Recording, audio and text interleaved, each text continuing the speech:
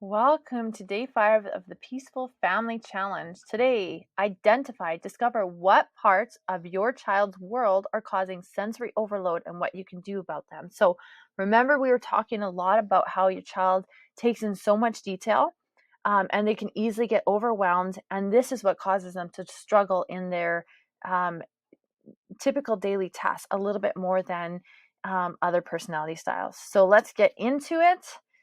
Identify. So it's not that your child has better senses. So they don't have a better sensory system. They just process information more thoroughly. They take in more detail and they process it very deeply. So sensitive children, they see and understand more.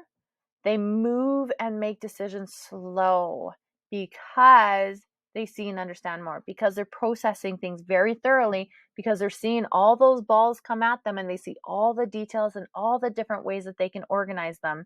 So they're very slow in terms of their processing because of how much they're thinking about things.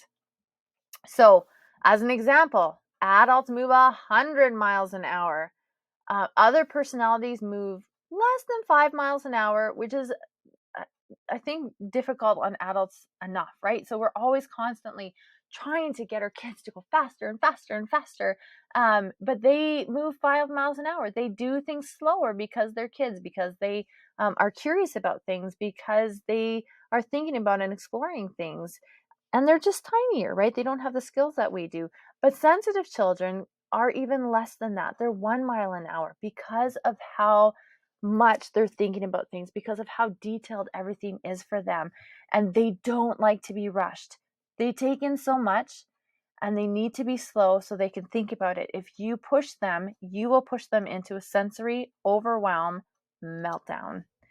Experience sensory overload, like I just said, I got ahead of myself. So they experience sensory overload and meltdowns if they're rushed. And they struggle to sort and process information and meltdown when they experience too much information all at once. So if there's too much incoming, they're going to have a little bit of an issue processing that. And that's when they need a calm corner. That's when they need to get away from the chaos going on around them, because it is too much. And if they don't get to a calm space, then that's when you're going to see a lot of behavior out of them. So processing information can be really fast when they see things like right at the beginning, I was talking about my daughter and all of the animal pictures that I had on the wall, 26 of them, 26 letters of the alphabet. I moved one. And she knew immediately when she came in the room that something was wrong, that that picture was gone, and she had to comment on it. But they're also slow when they're in conversation. They go internal and they process and they think and they look at all angles, and eventually they come up with something really insightful and deep. But it takes them a while because it's so much information. So I want to go through really quickly tempers versus sensory meltdowns, because this is huge. I think a lot of time we lump everything into one big box, that a temper is a temper and we need to discipline it. But sensory meltdowns have a very, very different profile. They're very different in terms of what's happening, what motivates them, and how we respond to them. So a temper, there's an obvious trigger for the behavior. So you said no, your child wants something, you're transitioning your child and they're just like, no, I like what I'm doing, right? They're in their conscious brain, they're in their thinking brain, and they know quite obviously that they're not listening to you, and they're going to try and push you into doing something or push that boundary to get what they want. There is a very conscious behavior. So behavior is often related to a want or a need. The behavior typically stops in one of two ways. Your child either gets what she wants, or she realizes that she's getting nowhere and she doesn't get what she wants. They can be attention seeking, testing or pushing boundaries. The key thing with a temper is it has purpose and it's designed to get a response or an outcome. Tempers like an audience, right? They're going to melt down. They're going to get frustrated because they are trying to push your boundary, but you need to be there in order for the temper to happen. A sensory meltdown, on the other hand, which looks like a temper, is very different. So the meltdown seems to come out of nowhere. For example, your child, one of the examples I used earlier, your child is like incredibly happy and incredibly excited about the bugs that they just caught, and they have to tell you all about it. And you literally, for a split second, get distracted and they melt into a puddle. That is not a temper. They just got overwhelmed by their emotion. You didn't meet them in that intensity and they couldn't hold it and they got overloaded and they lost it. Boom, on the ground. Um, Another example would be if your child came from a birthday party, so happy, right? You pick your child up and she's chattering all about all the things that they did and the games that they played and the kids that were there and the cake that they ate. And then you get home and your child just flops on the floor screaming because something happened on the way in the door. That is a sensory meltdown. It would happen if you're there or not there. The intention, she's not looking for an audience. She's actually not even conscious of what's around her. It literally is a discharge of energy because her body couldn't hold on to the information. It was too much. The behavior seems related to a situation or an environment creating too much sensory stimulation. So kids will have a hard time at school. They'll be able to keep it together with their peers because it's socially appropriate to do so. But through the day, they're holding on to more and more and more chaos, right? The fluorescent lights, they're just so unkind to the brain, right? Like visually, fluorescent lights are awful. The chaos of kids milling about in front of them, going crazy, having conversations, the constant noise, schools are echoey. Maybe there's a change in schedule and your child is holding it together all day long. And then you pick up your child and they lose it in the car. And you're thinking, oh my goodness, right? It's just because I'm their attachment figure and they're upset about something, which to a degree is true, but they've lost it. There's no conscious attempt at manipulating or getting a need met. Their bodies just could not hold on to anymore. They came to their safe space and they are now discharging that energy. And the meltdown won't end until the child is removed from the environment. So the child gets to a calm place. And meltdowns happen with little awareness or concern about who's watching. A temper, they want that person, particular person to watch. They want you to watch. They want you to do something for them. A sensory meltdown, there's no concern about what's going on around them. They're just losing it because they're overwhelmed. And until they get out of the situation, until they get into a calm, quiet space for their sensory system to be offloaded, that meltdown won't stop, or the crankiness won't stop, or the whininess won't stop. So behaviors related to sensory. How do you know that your child has sensory struggles? Avoidance of certain objects, environments, or experiences. So it could be that they hate certain clothes because the feel of those clothes gives them too much sensory stimulation, like seams in socks, or jeans are just too straight and crunchy for them. Certain environments, like the school I was talking about. So some kids have a really hard time going to school. We think it's a separation anxiety issue, but in reality, it could be a sensory thing, right? It's loud, it's echoey, it's chaotic, or certain experiences, right? Going to the pool. They may hate going to the pool because the feel of the water on them, or dunking their head underneath, or pools are echoey, and it's just so overstimulating that they just can't be there. They're whining about things that do not bother other people. It's too hot in here. It's too cold in here. The water you gave me in my cup tastes funny. They have constant tempers and meltdowns. They have ADHD-like behavior, so they look like they're hyperactive, or they have stomach aches or headaches. Kids have a hard time going to school. They're constantly having a tummy ache, right? It looks like they're trying to avoid school, but it could be that they're internalizing the sensory experience and they just don't want to be there because it's overwhelming. Or when overloaded, they have poor performance at whatever's expected of them. So, what to do about it? watch your child to find out what sensory information is bothering her. You need to figure out, what is she trying to avoid? What is causing her um, to really have a hard time? And remember, like I said, there's 7 senses. So there's our typical 5 that we know about. And then the other 2, the balance and what our organs are telling us, right? Hungry, sleepy, um, funny muscles. And then find a way to help your child with a sensory issue. So is it about avoiding something? Is it about finding ways to tolerate something? There's many different ways around that. Create a quiet space to re-regulate. So a calm down corner, right? Things that your child loves that help her body feel good.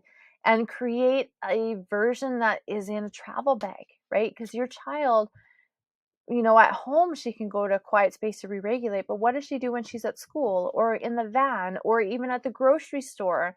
um, to be able to just take a quiet moment, what does she need to get away from that, to be able to stay present in the moment? Convey empathy and understanding for your child's struggles. So your child needs to know that you understand, that you get it, that it's hard.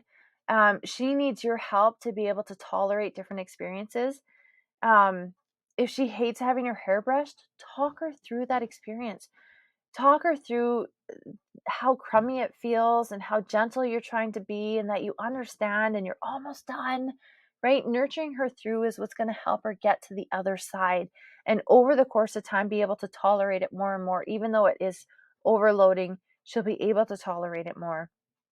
Hug her and nurture her through unavoidable meltdowns. Don't discipline for sensory meltdowns.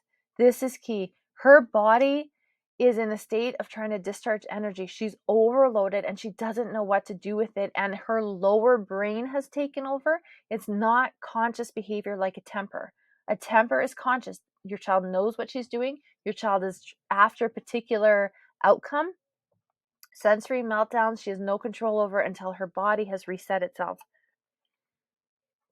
So disciplining it creates a sense of powerlessness because she can't help it. Instead, nurture her through, and then at the end, you want to brainstorm how to avoid the overwhelm in the future, right? Okay, so going to the mall is really hard for you. It's loud, there's lots of people, there's lots of different lights, there's so much going on, and you have a hard time with that. So, what can we do to be able to be at the mall and not melt down? What would make it easier for you? And then brainstorm with your child, figure it out, and make sure you're prepared in the future with whatever ideas you came up with so that you can go to the mall and be present.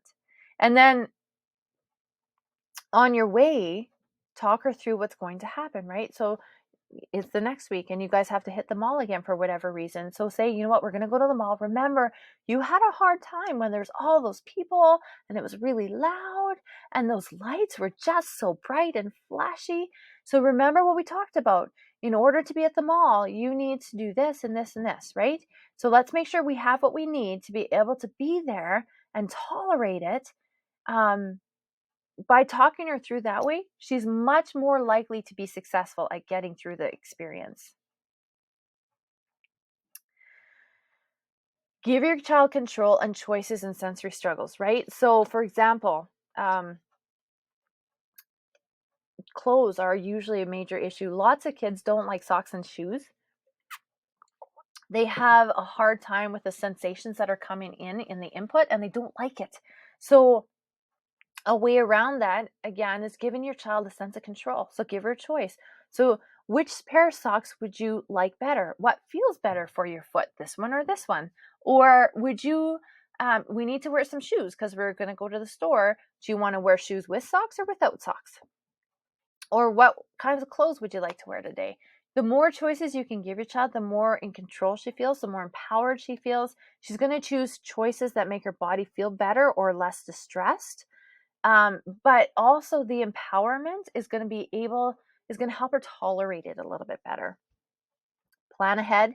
Make sure that you have what you need to be able to maintain presence in that area. So like I said before, planning ahead, for example, going to the mall, going to a movie theater, going to a restaurant. You know that these experiences are hard on your child. So help your child plan what she or he needs to do to be able to go and stay and not melt down.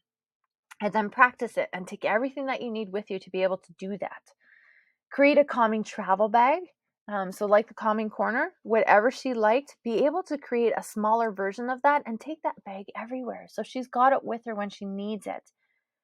Try to see things from your child's perspective. This one's big.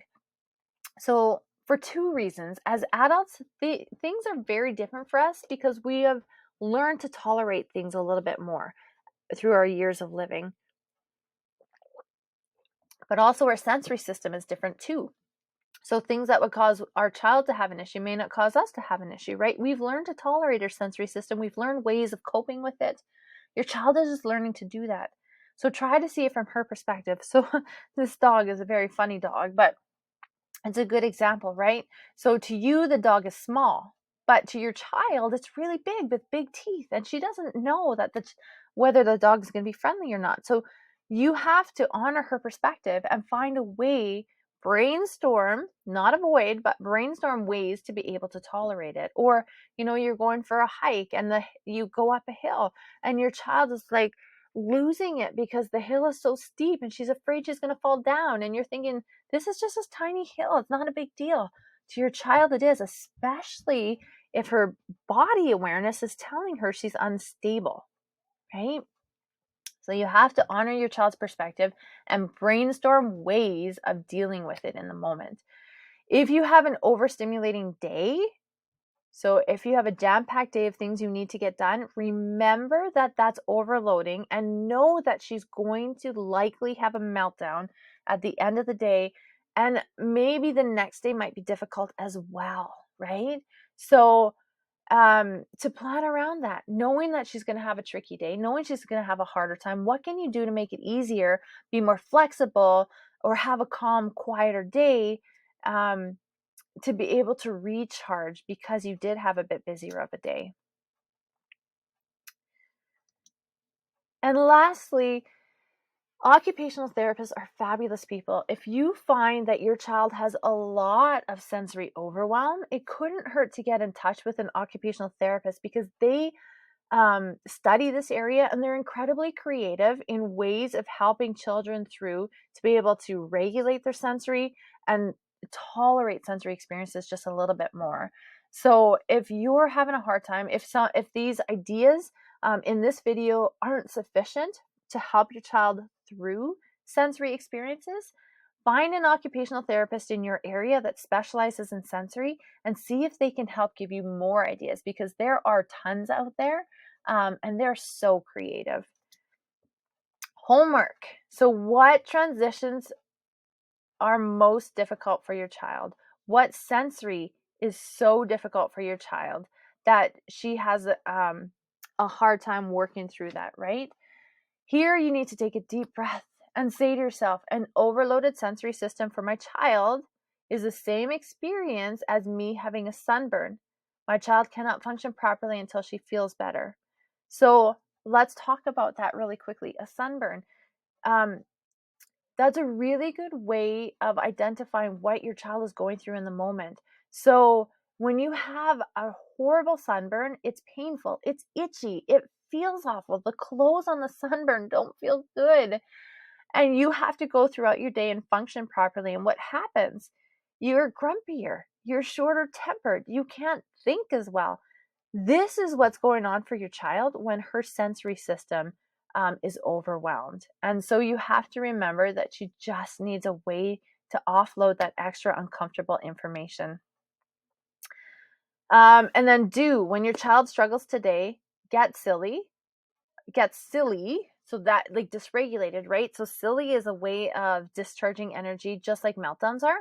So when your child struggles, either get silly or it has meltdowns, try taking a sensory break. Use one of the examples in the video and see which one your child likes best. See which one works the best. And that is the end of the video today. We have one day left in the challenge. Feel free to email me And let me know if there's any other questions that you have, if there's something I didn't explain well enough, or if there's something that I didn't add and you'd like to know the answer to. My email's on the screen here. Feel free to email me anytime. Have a great day, and I will see you for the last day of the challenge.